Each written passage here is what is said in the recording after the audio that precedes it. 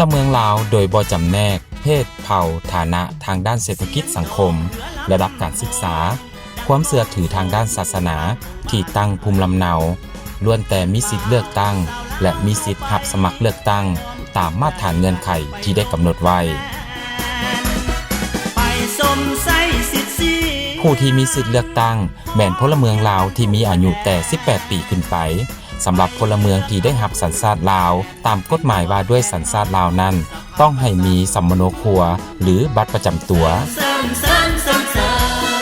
ผู้รับสมัครเลือกตั้งต้องแม่นพลเมืองลาวโดยกำเนิดที่มีอายุแต่21ปีขึ้นไปและมีมาตรฐานครบถ้วนตามที่กำหนดไว้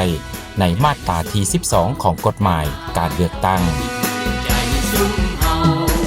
ขอเชิญชวนพี่น้องประชาชนลาวบรรดาเผ่าจงได้ออกมาใช้สิทธิ์ของตนเองในการเลือกตั้งเอาผู้แทนประชาชนในวันที่22 กุมภาพันธ์ 2026 นี้